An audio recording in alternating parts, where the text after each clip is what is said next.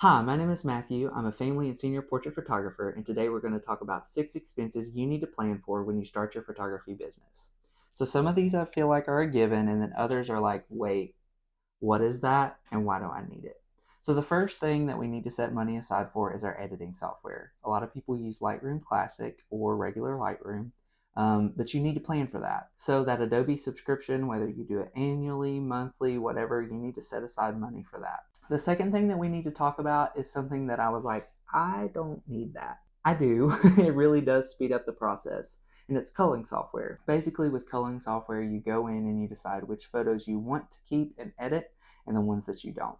People have different workflows with that. I'm not one to go in and do stars and ratings and colors and all that stuff. That's up to you. But being able to go into a software that quickly shows you the photo, and Lightroom has gotten better about that, but to have a software that is dedicated just to that really does help speed up the process. The third thing that I want to talk to you about is something that I did not have when I delivered my first session, and I was like, how am I going to do this? Yes, Google Drive is an option. Dropbox is an option. OneDrive is an option. All of those services that you can just upload files to and someone can get to, yes, those are options. However, being able to see your photos on display on a website that you can download, interact with, and depending on what you use, purchase prints or books or whatever, that is an elevated experience to the client. And that's what they want, not some Google Drive link that you go in and download the folder. Does it work, especially when you're first starting out and may not have money? Yes, but you need to plan to move on. If you want me to go into more detail, I can. Leave me a comment. I'll do it. But CloudSpot does offer a free version, and I started using that after my first session. And then I went on and I paid for it. Again, these are just things that you need to watch out for. Maybe you don't have to do them right away, but eventually you want to. The fourth thing that you need to plan for is a CRM, and that stands for Customer Relationship Management.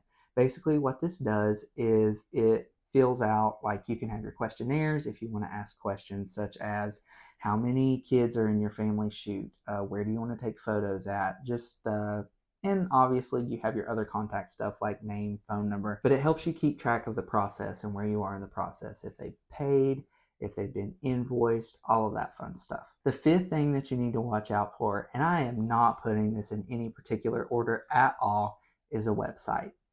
Now, there are multiple steps to a website that I did not realize. I first started out with a WordPress website, a free one, so it was matthewmullinsphotography.wordpress.com. It was okay, but eventually you do want to work toward getting a domain. You need to have a website. Yes, you can go into Instagram and TikTok and type in photographers, but let's think about this. Where do you typically go when you want to find something? Google. You search for it. So you're going to go to Google and type in photographers near me, senior photographer near me, family photographer near me. So you need to be able to have that website. This is something that I overlooked for a while. I was like, no one's going to look at my website. I have social media. Websites are important. If you think about how you look for things yourself online, you'll realize how important a website is. I mean, how annoying is it when you're looking at a restaurant, you Google it, it takes you to your Facebook page, and all you want is a menu, and you're like, where is it? And then you're like 2 years deep, and you're like, okay, I've seen nothing. Where is the menu to this place? Can we just go to Taco Bell? Like, okay. The other parts of that, you had to have a domain, which would be matthewmullinsphotography.com. You need to have a website editor, so Showit or WordPress or whatever. And then sometimes you may want to get off of a free template and use some other template. So those can range from like free to thousands of dollars. That's up to you.